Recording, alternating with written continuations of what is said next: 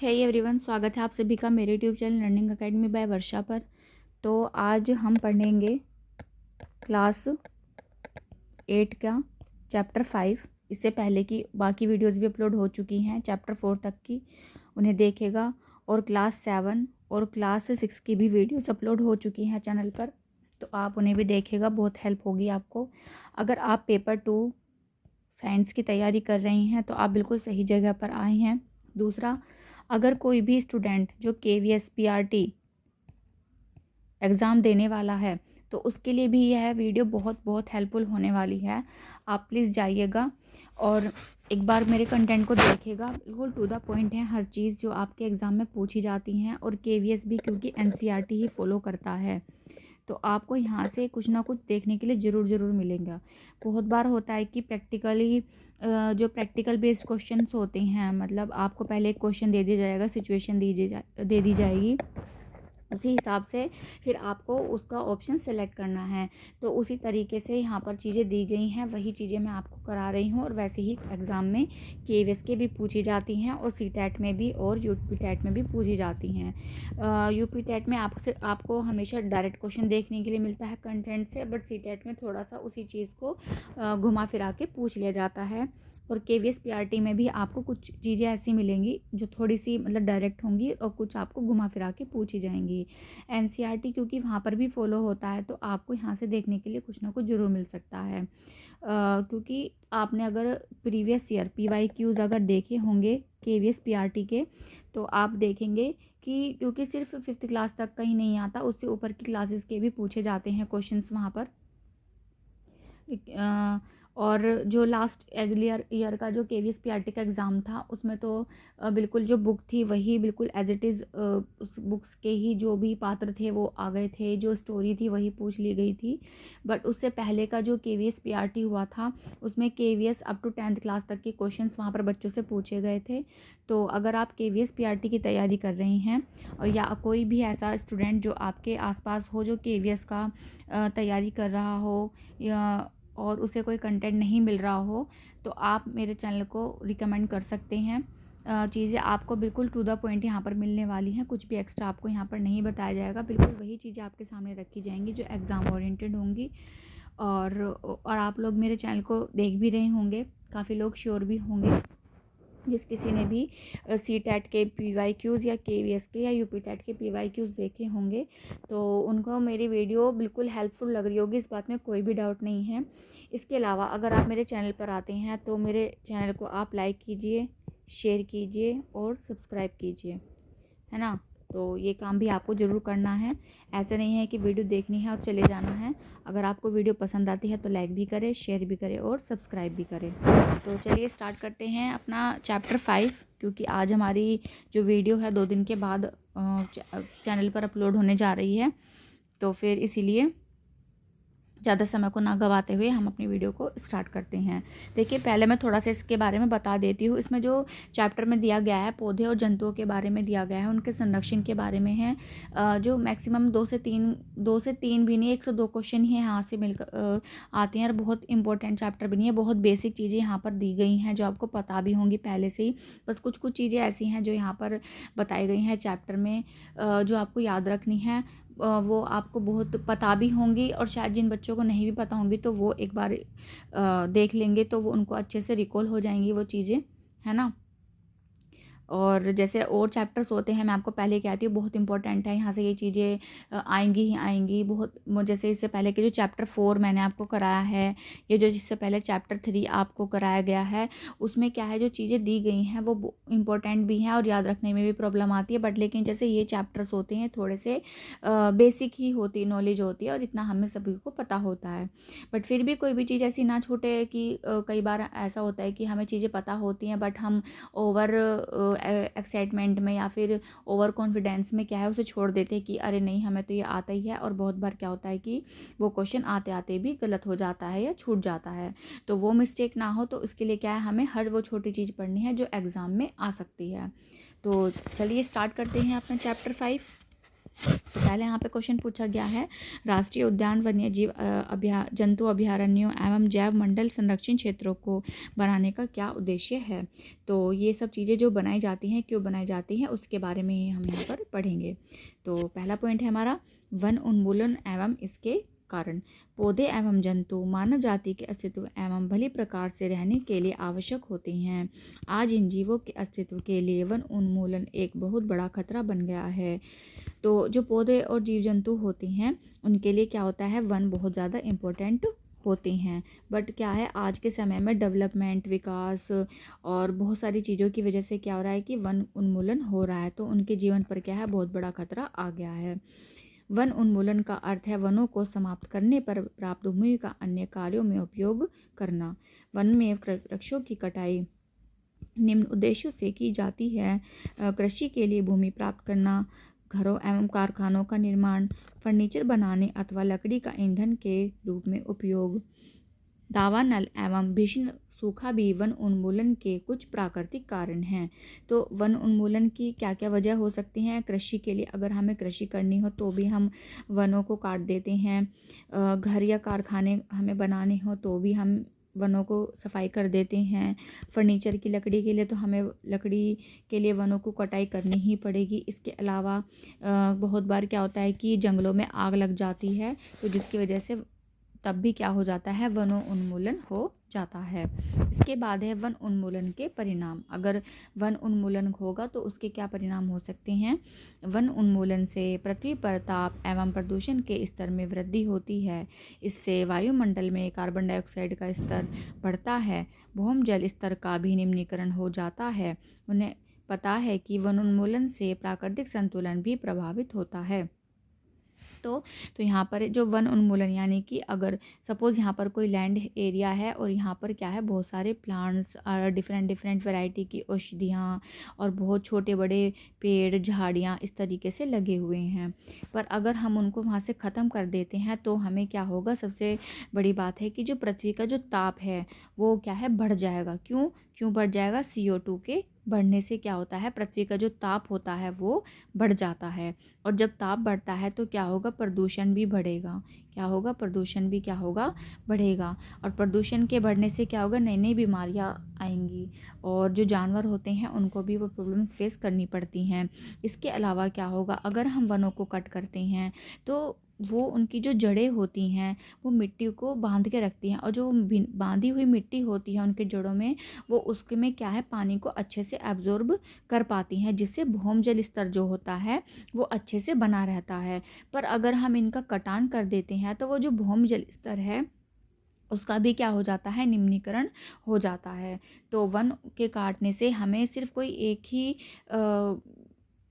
एक ही चीज़ की हानि नहीं होती है, बहुत सारी चीज़ें ऐसी होती हैं जो हमें डायरेक्ट और इनडायरेक्ट वे में क्या है, प्रभावित करती हैं।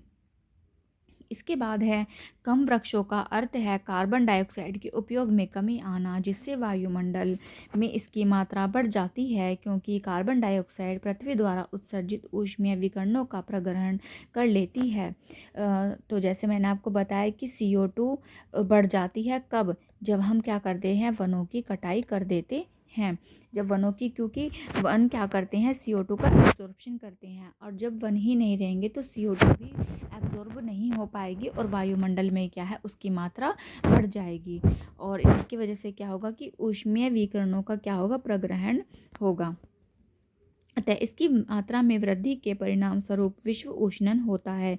विश्व उष्णन का मतलब होगा यहाँ पर ग्लोबल वार्मिंग हो जाएगी, है ना।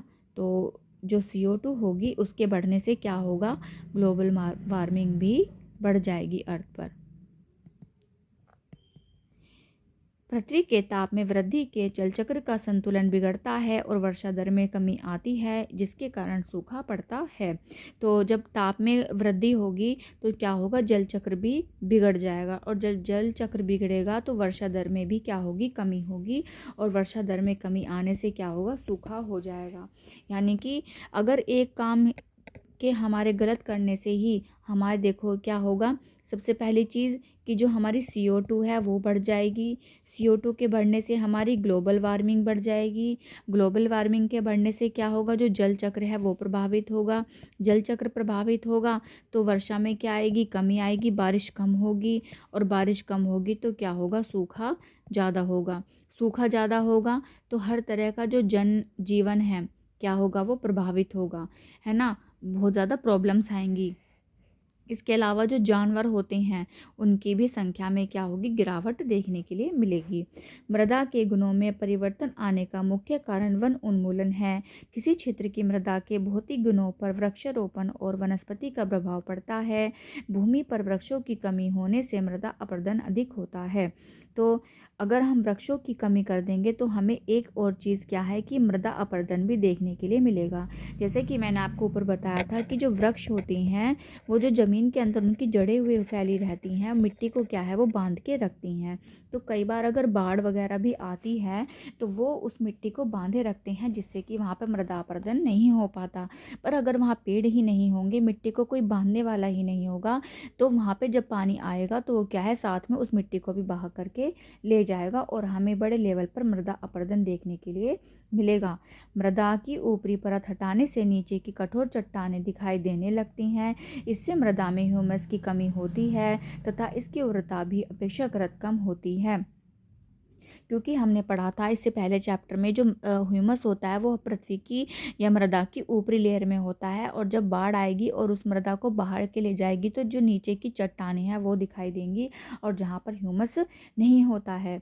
धीरे धीरे उर्वर भूमि मरुस्थल में परिवर्तित हो जाती है, इसे मरुस्थलीकरण कहती हैं।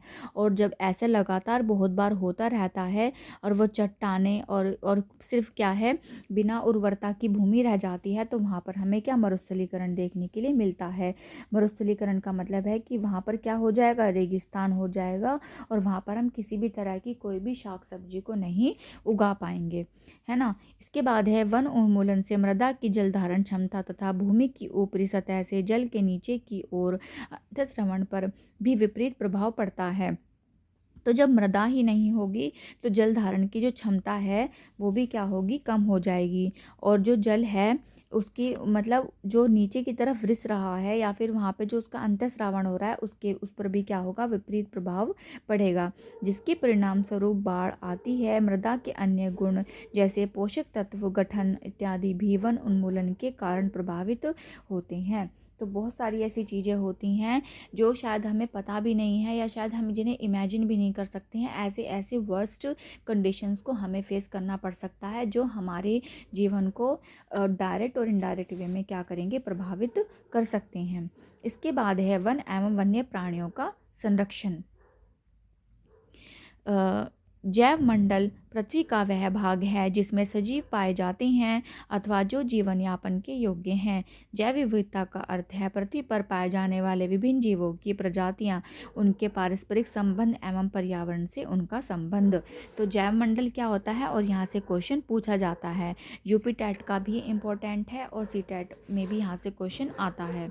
यहाँ पर आपसे पूछ लिया जाएगा कि जैव मंडल क्या है, तो आपको बताना है जो जैव मंडल होता है, जो सजीव होते हैं और उनके आसपास का जो भी पर्यावरण होता है, ठीक है, उनसे जो उनका इंटरेक्शन होता है, पारस्परिक संबंध होता है, वही क्या होता है, हमारा जैवमंडल होता है।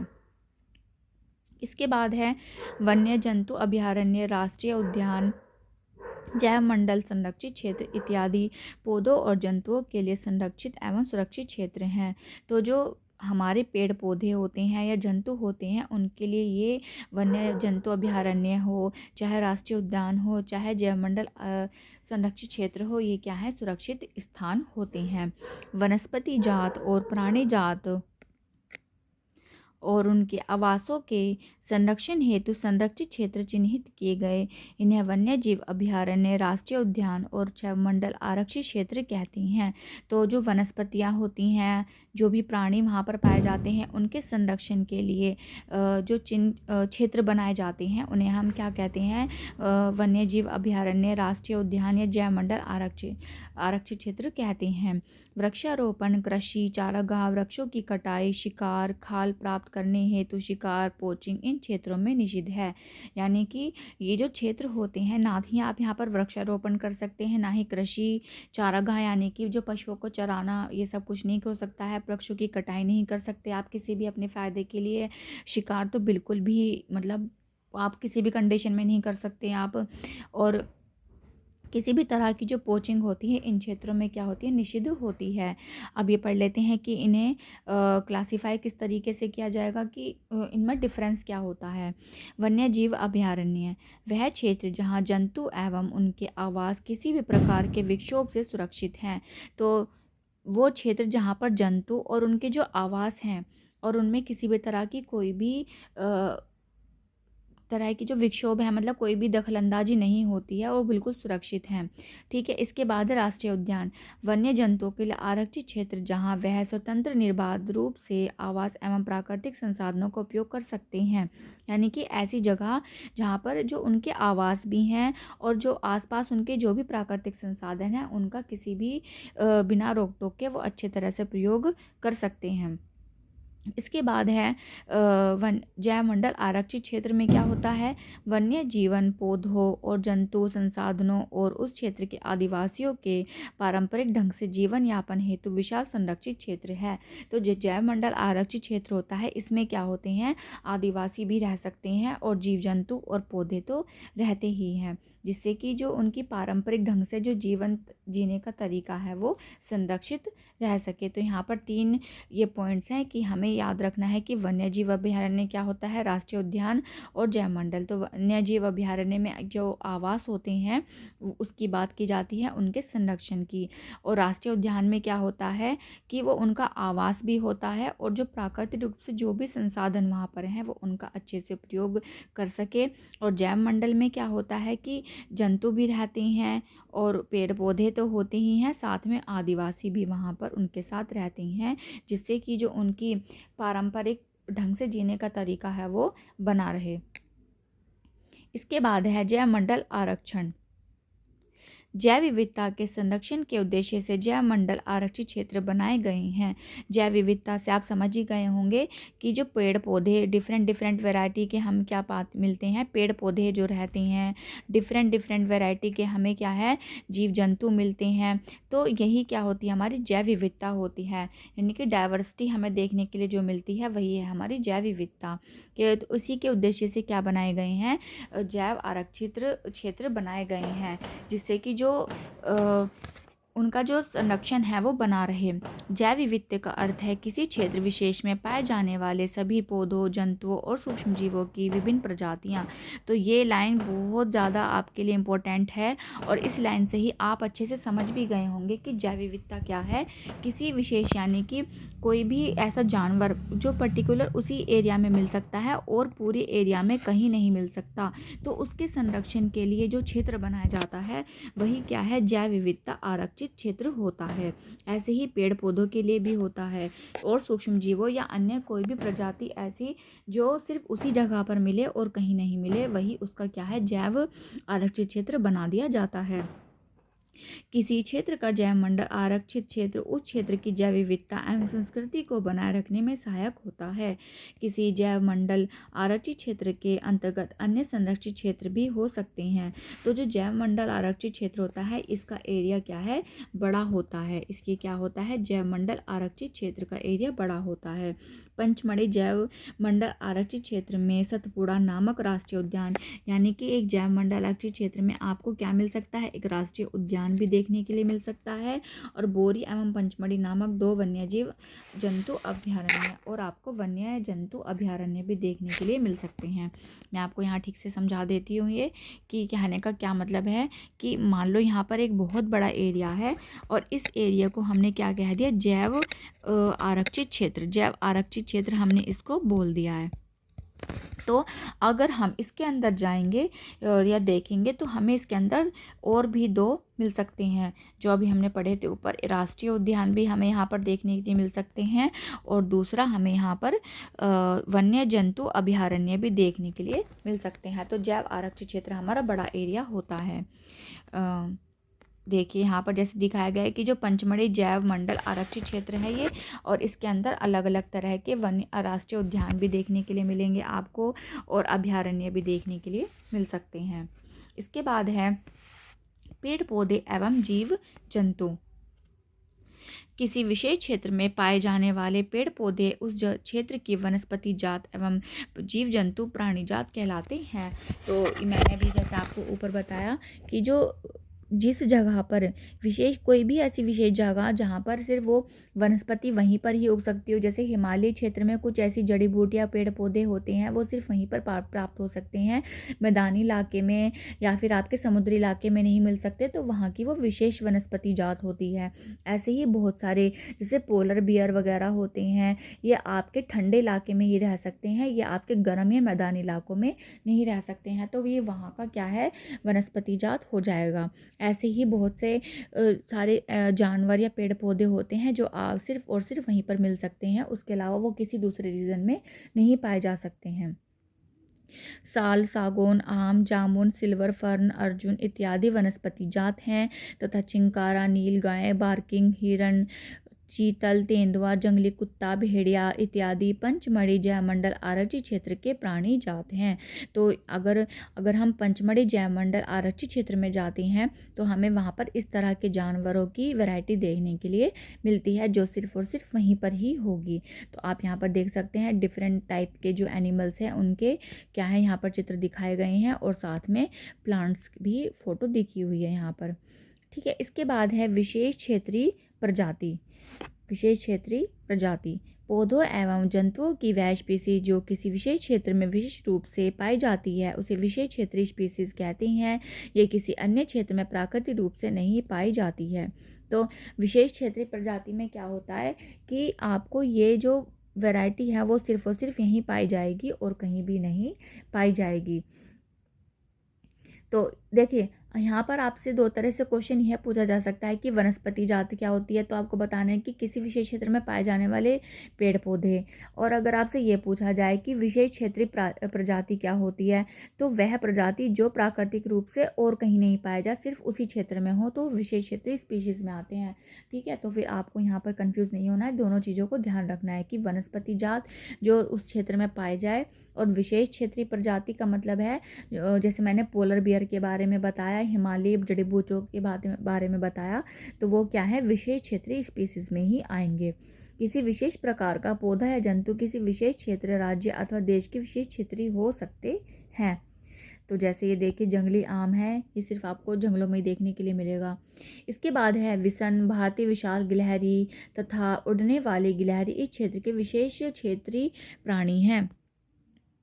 तो ये जो कुछ इस तरह के जीव होते हैं वो आपको क्या होते हैं पंचमढ़ी जैव मंडल आरक्षित क्षेत्र में ही देखने के लिए मिल सकते हैं। जैसे साल और जंगली आम भी क्या है इस तरह के वनों में आपको देखने के लिए मिलेगा। इसके बाद है ये देखो विशाल गिलहरी जिसकी काफ़ी लंबी पूंछ है यहाँ पर दी गई है। इसके बाद है स्पीसीज सजीवों की समष्टि का वह समूह है जो एक दूसरे से अंतर्जनन करने में सक्षम होते हैं। इसका अर्थ है कि एक जाति के सदस्य केवल अपनी जाति के सदस्यों के साथ अन्य जाति के सदस्यों को छोड़कर जनन संतान उत्पन्न कर सकते हैं। एक जाति के सदस्यों में सामान्य लक्षण पाए जाते हैं।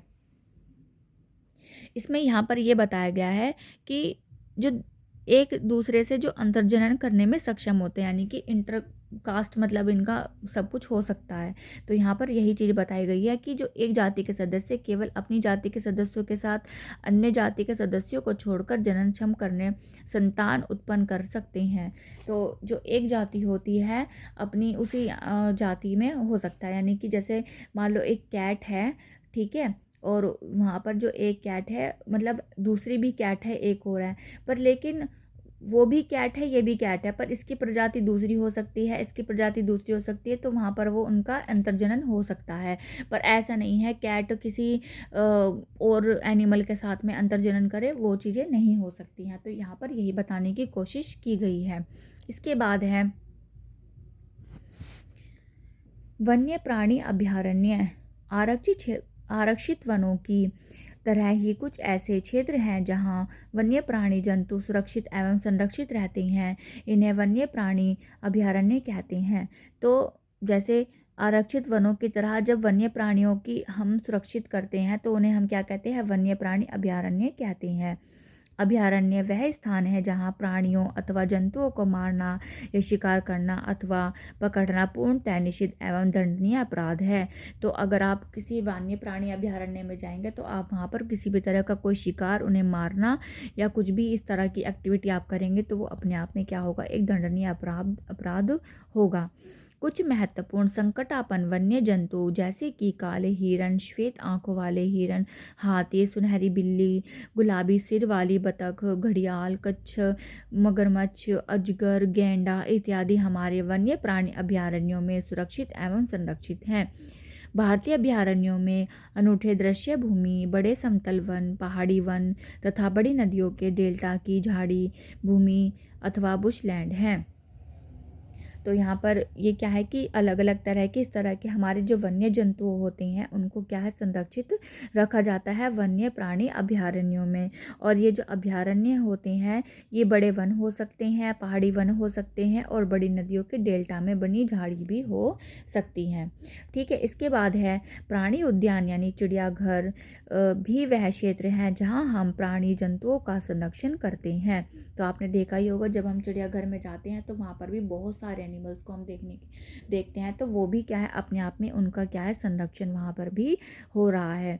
तो और यहाँ पर देखो ये पूछा गया है कि चिड़ियाघर और वन्य प्राणी अभयारण्य में क्या अंतर है। जो वन्य प्राणी अभयारण्य होते हैं ये प्राकृतिक आवास होते हैं और चिड़ियाघर होते हैं कृत्रिम आवास होते हैं, यानी कि डिफरेंट जगह से ला करके क्या है, चिड़ियाघर में सभी जानवरों को रखा जाता है और उनका ध्यान रखा जाता है, उनके हिसाब से उन्हें खाना पीना और उनके रहने की सुख सुविधाएं उनको दी जाती हैं।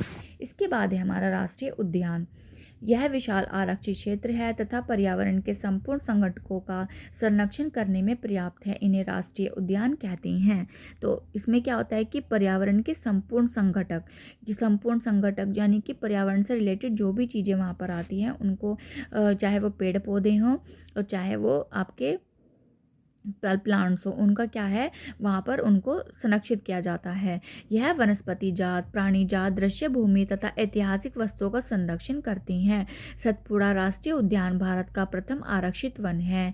सर्वोत्तम किस्म की टीक सागौन इस वन में मिलती है। तो बहुत सारी ऐसी हमारी प्लांट्स होते हैं जो सिर्फ और सिर्फ क्या है, उसी एरिया में पाए जाते हैं और उनका संरक्षण करना आवश्यक है, क्योंकि अगर उनकी पूरी किस्म को ख़त्म कर दिया जाएगा तो वो दोबारा से पैदा नहीं हो सकते। तो उनके संरक्षण के लिए क्या है कि राष्ट्रीय उद्यान क्या है, बनाए गए हैं। इसके बाद है बाघों के संरक्षण हेतु प्रोजेक्ट टाइगर अथवा बाघ परियोजना लागू की। इस परियोजना का उद्देश्य है अपने देश में बाघों की उत्तरजीविता एवं संवर्धन करना था। देखो यहाँ पर ये अगेन इम्पोर्टेंट क्वेश्चन आपका बन जाता है और यूपी टेट में यहाँ से क्वेश्चन पूछा गया है कि जो प्रोजेक्ट टाइगर है वो किस चीज़ से रिलेटेड है और कब बनाया गया था, है ना। और सी टेट में भी क्या है, यहाँ से क्वेश्चन देखने मिलता है कि जो प्रोजेक्ट टाइगर है उसमें किसकी संरक्षण की बात की गई है, एक तरह की वो आपकी बाघ परियोजना है। तो आप यहाँ पे देख सकते हैं कि बाघ ऐसा होता है, जंगली भैंस ऐसा दिखता है, बारहसिंघा ऐसे दिखते हैं, है ना। इसके बाद है वे जंतु जिनकी संख्या एक निर्धारित स्तर से कम होती जा रही है और वे विलुप्त हो सकते हैं, संकटापन्न जंतु कहते हैं।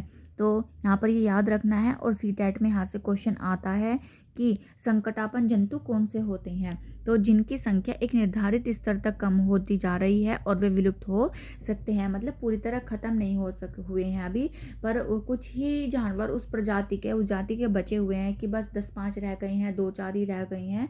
अगर इनको संरक्षित नहीं किया तो ये भी क्या होंगे, विलुप्त हो सकते हैं।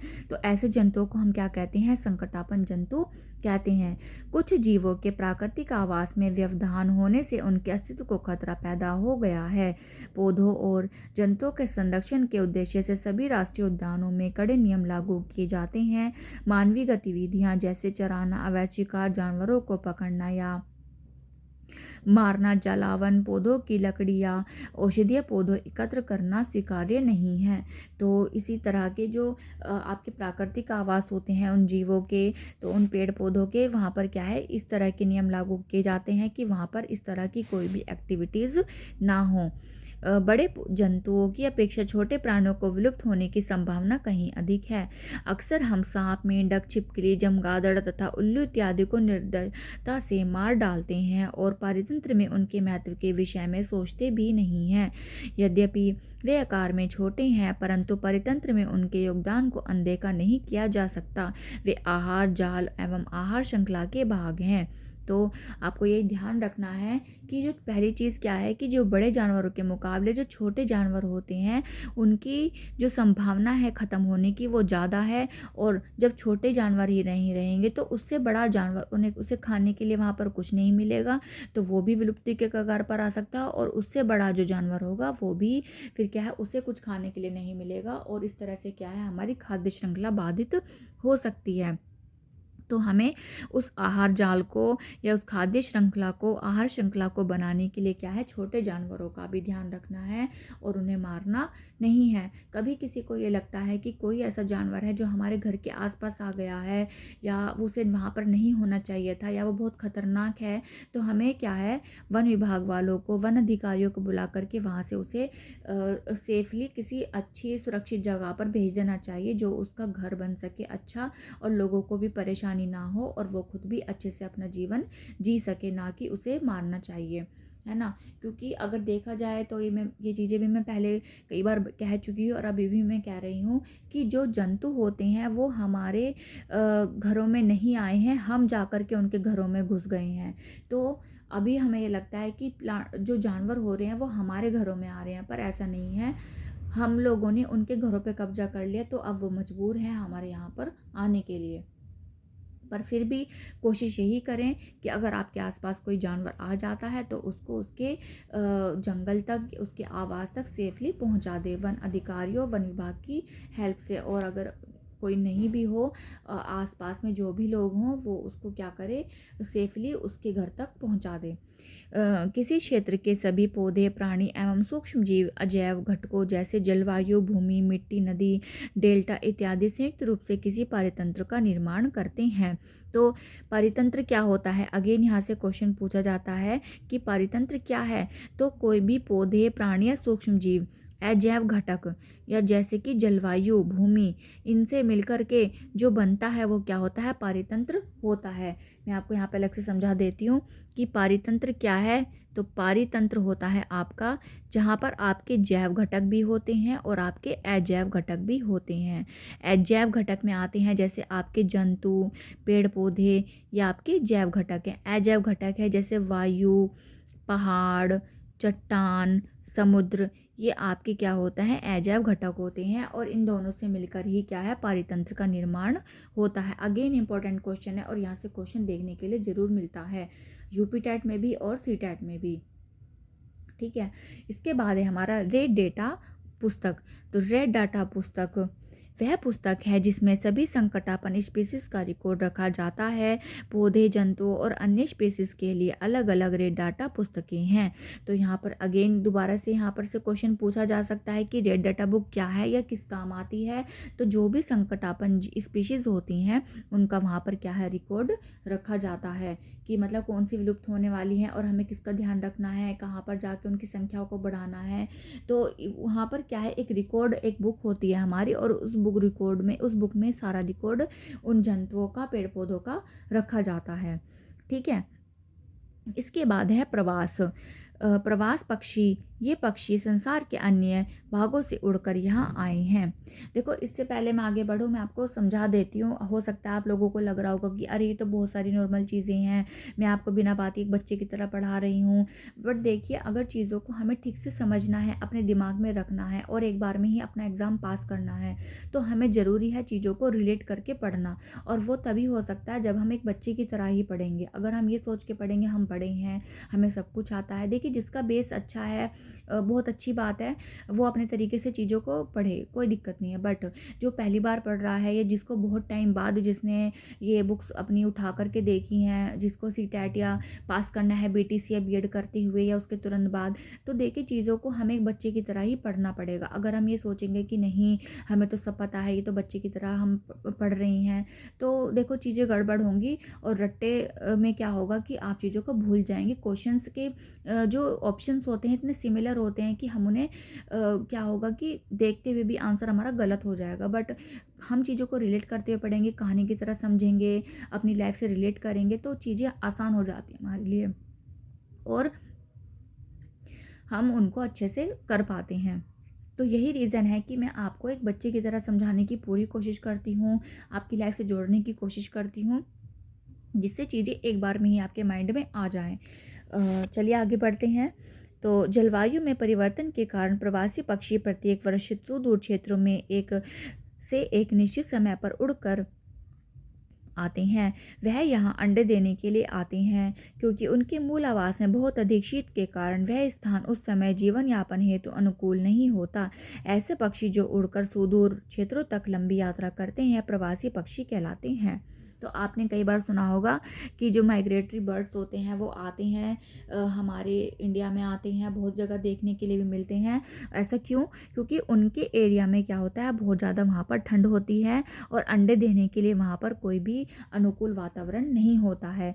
तो वो इसलिए उड़ करके यहाँ पर आ जाते हैं और कुछ समय तक रहते हैं, और उन्हें ही हम क्या कहते हैं, प्रवासी पक्षी कहते हैं। तो ये क्वेश्चन भी आपका आता है कि प्रवासी पक्षी कौन से होते हैं। ऑप्शन आ जाएगा जो हमेशा से ही रहते हैं, भारत में ही रहते हैं, भारत के दूसरे कोने से यहाँ पर आ जाते हैं, या फिर वो रहने के लिए आते हैं, अपने रिश्तेदारों से मिलने के लिए आते हैं। नहीं, तो एक ऑप्शन होगा वहाँ पर वो क्या है, अंडे देने के लिए आते हैं। और क्यों आते हैं? क्योंकि जो उनका मूल आवास होता है वहाँ पर अधिक शीत होता है। तो आपको ये आंसर वहाँ पर टिक करना है। ठीक है, इसके बाद है कागज़ का पुनः चक्रण। 1 टन कागज़ प्राप्त करने के लिए पूर्ण रूपेण विकसित 17 वृक्षों को काटा जाता है। यानी कि अगर हमें 1 टन कागज़ प्राप्त करना है तो हमें 17 पेड़ों को क्या है, काटना पड़ेगा, तब जाकर के हमें 1 टन कागज़ प्राप्त होगा। उपयोग के लिए कागज़ का 5 से 7 बार तक पुनः चक्रण किया जा सकता है। यदि कोई छात्र दिन में मात्र 1 कागज़ की बचत करता है तो हम 1 वर्ष में अनेक वृक्ष बचा सकते हैं। तो हमें बच्चों को पढ़ाते समय ये चीज़ें उनको समझानी है। यहाँ पर ये टॉपिक देने का पर्पस यही है कि जो बच्चे होते हैं वो बहुत मतलब उनको पता नहीं होता, चंचल होते हैं, उनको लगता है कि कॉपियाँ ऐसे ही आ गई हैं तो पेज फाड़ फाड़ के वो पेज का है वेस्ट करते हैं। तो हमें वहाँ पर एज अ टीचर उन्हें समझाना है कि पेड़ जो कागज़ होता है वो हमारे पेड़ से ही बनता है और पेड़ हमारे लिए बहुत इंपॉर्टेंट है। अगर हम एक कागज़ पे ही ढंग से काम करते हैं, उसे बिना वेस्ट करे, तो हम इसका मतलब क्या है, 1 वर्ष में बहुत सारे पेड़ों को बचा रहे हैं। इसके बाद है पुनर्रोपण। पुनर्रोपण में काटे गए वृक्षों की कमी पूरी करने के उद्देश्य से नए वृक्षों का रोपण करना है। रोपण वाले वृक्ष सामान्यतः उसी स्पीसीज के होते हैं जो उस वन में पाए जाते हैं। हमें कम से कम उतने वृक्ष तो लगाने ही चाहिए जितने हम काटते हैं। तो यहाँ पर ये बात कही गई है कि जो पुनर्रोपण होता है, मान लो कोई लैंड एरिया है, वहाँ पर हमें कोई गवर्नमेंट को या किसी को भी बहुत मतलब इम्पोर्टेंट प्रोजेक्ट बनाना है जो सभी लोगों के लिए बहुत ज़्यादा इम्पोर्टेंट है, और वो जो लैंड है उस पर बहुत सारे क्या है, अलग अलग वैरायटी के पेड़ उगे हुए हैं। तो अगर हमें उनको वहाँ से काटना है तो हमें कहीं दूर, थोड़ा सी दूर ही कहीं ऐसा लैंड लेना होगा जहाँ पर हम दोबारा से उसी ही स्पीसीज़ के पेड़ों को लगा सके उतनी ही क्वांटिटी में, जिससे कि जो हमने लॉस किया है यहाँ पर पर्यावरण का वो यहाँ से यहाँ तक पर शिफ्ट हो जाए, बट उसका क्या हो, पूरी तरह से ख़त्म ना हो। तो इसलिए क्या होता है, पुनर्रोपण किया जाता है। प्राकृतिक रूप से सभी वन का पुनर्रोपण हो सकता है। यदि वन उन्मूलन क्षेत्र को आबादित छोड़ दिया जाए तो यह स्वतः पुनर्स्थापित हो जाता है। प्राकृतिक पुनर्रोपण में मानव गतिविधियों का कोई स्थान नहीं है। तो जो प्राकृतिक पुनर्रोपण होता है उसमें क्या होता है कि मान लो बहुत बार जंगल से क्या होता है कि पेड़ टूट गए हैं, बारिश हो गई है, आंधी तूफान आ गए हैं, तो कुछ समय बाद क्या होगा, जो पेड़ होगा अपने आप से ही खुद को रीग्रोथ कर लेगा, वहाँ पर उसका क्या होगा, पुनर्रोपण हो जाएगा, और वहाँ पर किसी भी जो मानव की जो गतिविधि है उसका उसमें कोई भी हाथ नहीं होता है। और बहुत बार ऐसा होता है कि हमने जो पेड़ है बिल्कुल उखाड़ा, जड़ से ही ख़त्म कर दिया, उसके दोबारा से उगने की गुंजाइश ही ख़त्म कर दी है, तो वहाँ पर क्या होगा, पुनर्रोपण नहीं हो सकता है। इसके बाद है भारत वन संरक्षण अधिनियम का उद्देश्य प्राकृतिक वनों का परिरक्षण और संरक्षण करना है। साथ ही साथ ऐसे उपाय भी करना है जिससे वन में और उसके समीप रहने वाले लोगों की आधारभूत आवश्यकताओं की पूर्ति हो सके। तो जो भारत का वन संरक्षण अधिनियम है वो क्या करता है कि जो भी हमारे प्राकृतिक वन होते हैं, पेड़ पौधे होते हैं, उनका संरक्षण करना है। और साथ में ही लोगों को, अगर जैसे मैंने बताया कि कोई भी लैंड एरिया इस तरह का है जहाँ पर हमें सड़क गुजारनी है, सपोज़ गवर्नमेंट को वहाँ से कोई पहाड़ इस तरह का बना हुआ है बीच में, और हम एक एरिया को इस तरीके से घूम के जा रहे हैं, बट हमें लग रहा है या गवर्नमेंट उस पर विचार कर रही है कि नहीं, अगर हम यहाँ से ये वाला पहाड़ ख़त्म कर देंगे तो क्या होगा कि और सीधी सड़क निकाल देंगे तो लोगों को आने जाने में क्या होगी, आसानी होगी। पर हम क्या करेंगे, जो पहाड़ जो हमने कटान करा है उसी की जगह जो दूसरा पहाड़ वहाँ पर आसपास होगा वहाँ पर भी हम उतने ही क्या है प्लांट्स को रीग्रो कर देंगे, उनको नए नए प्लांट्स में उगा देंगे, तो वहाँ पर हमारी उसकी क्या है भरपाई हो सकती है। बट लेकिन फिर भी हमें डेवलपमेंट के नाम पर प्रकृति का जितना भी हो सके कम से कम नुकसान करना चाहिए और ऐसे ही तरीकों को अपनाना चाहिए जिससे कि पर्यावरण में कोई भी डिसबैलेंस क्रिएट ना हो। और इसी के साथ ही हमारा क्या है चैप्टर ख़त्म हो गया है। और होपफुली आपको चीज़ें अच्छे से समझ में आई होंगी। मैंने हर चीज़ बहुत अच्छे से समझाने की कोशिश की है। और देखिए, बच्चों की तरह समझाना पड़ता है, आप समझ ही रहे होंगे चीज़ों को। जब आप अच्छे से रिकॉल करके देखेंगे चैप्टर फिनिश होने के बाद में, तो आप चीज़ों को अच्छे से समझ पाएंगे।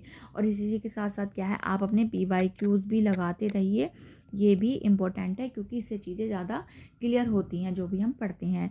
तो चलिए एक छोटा सा रिकैप कर लेते हैं कि हमने चैप्टर में क्या क्या पढ़ा। वन्य जीव अभयारण्य, राष्ट्रीय उद्यान एवं जैव मंडल, आरक्षित क्षेत्र ऐसे नाम हैं जो वन एवं वन्य प्राणियों का संरक्षण एवं परिरक्षण हेतु बने हैं। जैव विविधता का अर्थ है किसी विशेष क्षेत्र में पाए जाने वाले सजीवों की विभिन्न किस्में। किसी क्षेत्र के सभी पौधे एवं जंतु उस क्षेत्र के वनस्पति जात और प्राणी जात से जाने जाते हैं। विशेष क्षेत्रीय स्पीशीज किसी क्षेत्र विशेष में ही पाई जाती है। संकटापन स्पीशीज वह स्पीशीज है जो विलुप्त होने के कगार पर है। रेड डाटा पुस्तक में संकटापन स्पीशीज का रिकॉर्ड रहता है। प्रवास वह परिघटना है जिसमें किसी स्पीशीज का अपने आवास से किसी अन्य आवास में हर वर्ष की विशेष अवधि में विशेषकर प्रजनन हेतु चलन होता है। हमें वृक्ष ऊर्जा और पानी की बचत करने के लिए कागज की बचत, उसका पुनः उपयोग एवं पुनः चक्रण करना चाहिए। पुनरोपण नष्ट किए गए वनों को पुनर्स्थापित करने के लिए रोपण करना है। इसके बाद चैप्टर से रिलेटेड हमारी एक्सरसाइज आ गई है, उसे देखते हैं हम।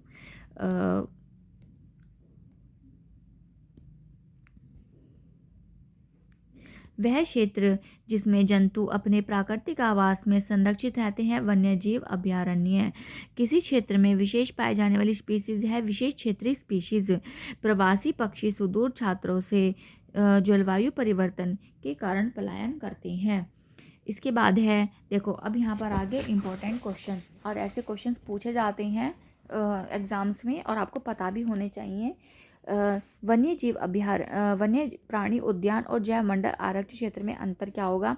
जो आपका जैव मंडल आरक्षित क्षेत्र उस क्षेत्र की जैव विविधता एवं संस्कृति की रक्षा के लिए संरक्षित है।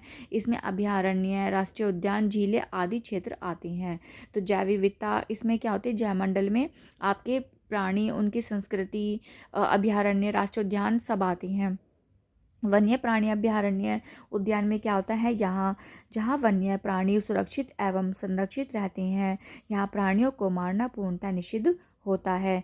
चिड़ियाघर कृत्रिम आवास होता है, सार्वजनिक दृश्य के लिए होता है, यानी कि सिर्फ आप दूर से देख सकते हैं, ठीक है। इसके बाद है अभयारण्य में क्या होता है, प्राकृतिक आवास होते हैं, शिकार करना, पेड़ काटना, ये सब क्या होता है वहाँ पर निषिद्ध होता है। इसके बाद है संकटापन, क्या होता है, जो प्रजाति विलुप्त होने की कगार पर है वो होती है संकटापन।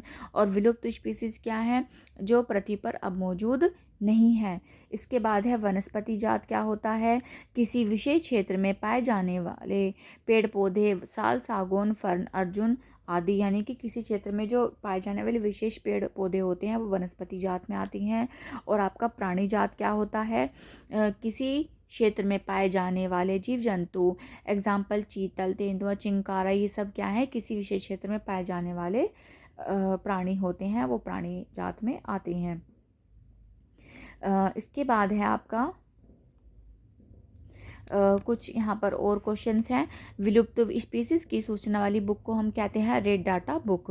पौधे, जंतुओं एवं सूक्ष्म जीवों की किस्में एवं विभिन्नताओं को हम क्या कहते हैं, जैव विविधता कहते हैं। पृथ्वी का वह भाग जिसमें सजीव पाए जाते हैं, जैव मंडल। विलुप्त हुई स्पीसीज को कहते हैं संकटापन। एक विशेष आवास में पाए जाने वाली स्पीसीज होती है विशेष क्षेत्रीय स्पीसीज। और क्या है, इसी के साथ हमारा चैप्टर फिनिश हो जाता है। होपफुली आपको चीज़ें अच्छे से समझ में आई होंगी। मैंने पूरी तरह अच्छे से समझाने की कोशिश की है कि क्या कैसे क्वेश्चन में आ सकता है, और अच्छे से आप अपने रिवीजन करते रहिए। और एक बात और आपको मुझे बतानी थी स्टार्टिंग में ही, बट कोई नहीं, पहले मुझे चैप्टर फिनिश करना था, इसलिए मैं आपको अब बता रही हूँ वो चीज़ें। वो ये बात है कि जो आपका यूपी टेट का एग्ज़ाम है, मे बी, अभी कंफर्म न्यूज़ तो नहीं है पता, बट मे बी हो सकता है ये डिले हो जाए, क्योंकि यूपी के जो शिक्षा आयोग है उसके ऊपर काफ़ी चीज़ें मतलब अभी चल रही हैं, तो जिसकी वजह से क्या है, यूपी टेट आगे हमारा खिसक सकता है। बट जो सी टेट है हमारा, वो हमारा ऑन टाइम ही होने की पूरी पूरी संभावना है। तो आप मान सकते हैं, तो आपकी एग्ज़ाम आपका टाइम से होना है, तो आपको चीज़ें अच्छे से पढ़नी है। और जब आप चीज़ों को बिल्कुल अच्छे से डीपली पढ़ लेते हैं, तो उसके बाद जो क्वेश्चंस भी आते हैं, अगर एक ही टॉपिक को आपने अच्छे से पढ़ा है, तो उससे बने हुए मल्टीपल तरह की जो क्वेश्चंस होंगे, आप उनको ईजिली कर पाएंगे। तो ये ज़रूरी है चीज़ों को अच्छे से पढ़ना, डेप्थ में पढ़ना। देखो कोई भी, देखो वो कहते हैं ना कि सफलता का कोई शॉर्टकट नहीं होता, और वो यही है। अगर आप सोचेंगे कि आपने एक चैप्टर की 10 लाइनें पढ़ी और आप सोचेंगे अरे मुझे तो सब आता है, और फिर जाके पेपर में बैठ जाएंगे, तो देखो या तो एक ही चीज़ होगी, या तो आप किनारे पे पास होंगे, या अच्छे मार्क्स आप नहीं गेन कर पाएंगे, और दूसरा क्या होगा कि आप या फिर फेल हो जाएंगे। ठीक है, आपका एग्ज़ाम पास नहीं होगा। तो उन गलतियों से बचना है, खुद को ज़्यादा ओवर कॉन्फिडेंट नहीं करना है, चीज़ों को एक बच्चे की तरह ही पढ़ना है, समझने की कोशिश करना है, रिलेट करना है अपनी लाइफ से उनको। क्योंकि एक टीचर के रूप में जब हम खुद उसको अच्छे से पढ़ेंगे, तभी हम क्या कर सकते हैं, उसको अच्छे से बच्चे को भी समझा सकते हैं। तो यूपी का एग्ज़ाम आपका क्या है, ये पोस्टपोन हो सकता है। क्या है, पोस्टपोन हो सकता है। और जो सी टेट है आपका, जो सी टेट एग्ज़ाम होगा, वो क्या होगा आपका, ऑन टाइम होगा, ऑन टाइम होगा। तो आपको ये ध्यान रखना है इस चीज़ का। और आगे बढ़ते रहना है। 5 चैप्टर हमारे क्लास 8 के हो चुके हैं, क्लास 6 हमारी कंप्लीट हो चुकी है, क्लास 7 कंप्लीट हो चुकी है। इसके बाद अभी हम और नई बहुत सारी चीज़ें लेकर के आएंगे। इसके बाद हमारे सी टेट के जो भी PYQs आ चुके हैं, 10 साल पहले तक के क्वेश्चन हम करेंगे कवर उनमें। ठीक है, 10 ईयर्स के PYQs को करेंगे, और उसके बाद आगे बहुत सारी ऐसी चीज़ें हैं जो आपको देखने के लिए मिलने वाली हैं। तो बने रहिए मेरे चैनल के साथ में, और देखते रहिए मेरी वीडियोस। जो भी आपके नियर एंड डियर है उनको शेयर कीजिए। नए वीडियोस के लिए मेरे चैनल को सब्सक्राइब कीजिए, और अच्छे से अपनी तैयारी करते रहिए। और तो मिलते हैं नेक्स्ट वीडियो में, तब तक के लिए बाय एंड टेक केयर।